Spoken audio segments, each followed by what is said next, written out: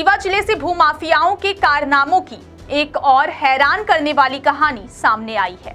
इस बार उन्होंने एक नया तरीका अपनाया। धोखे और भ्रम का जाल बुनकर एक व्यक्ति से उसकी जमीन हड़पने की कोशिश की। मामला आगरा निवासी शिवेंद्र विक्रम सिंह से जुड़ा है।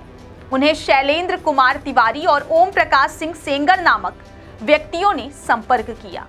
इन लोगों ने शिवेंद्र को बताया कि उनके पिता स्वर्गीय शिवाजी सिंह की रीवा जिले के रतहरा में करोड़ों रुपए की जमीन है। उन्होंने राजस्व रिकॉर्ड में नाम दर्ज कराने और फिर उस जमीन को उनसे खरीदने का प्रस्ताव रखा।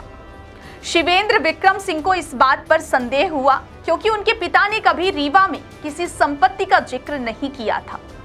उन्होंने अनुबंध पर हस्ताक्षर करने से इनकार कर दिया, लेकिन शैलेंद्र और ओम प्रकाश ने उन्हें विश्वास दिलाया कि जमीन वास्तव में उनके पिता की ही है। उन्होंने पुराने दस्तावेज और ग्राम पंचायत के रिकॉर्ड दिखाए, जिससे शिवेंद्र भ्रमित हो गए। यहाँ तक कि उन्हें और उनकी बहन को 5-5 लाख रुपए के 2 चेक भी दिए गए, जिससे उन्हें लगा कि शायद वे गलत हो सकते हैं। लेकिन जब शिवेंद्र ने अपने पिता के दोस्तों और रिश्तेदारों से पूछताछ की तो उन्हें पता चला कि उनके पिता कभी रीवा गए ही नहीं थे और ना ही उन्होंने वहां कोई जमीन खरीदी थी।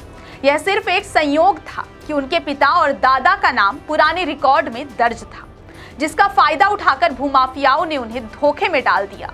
अब शिवेंद्र विक्रम सिंह ने अधिवक्ता पुष्पराज सिंह बघेल के माध्यम से शैलेंद्र कुमार तिवारी और ओम प्रकाश सिंह सेंगर को कानूनी नोटिस भेजा है।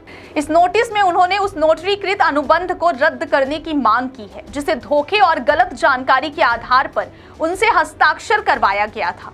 उन्होंने यह भी स्पष्ट किया है कि उनके पिता के नाम के संयोग का फायदा उठाकर भूमाफियाओं ने उन्हें फंसाया और अब इस अनुबंध का कोई कानूनी महत्व नहीं है।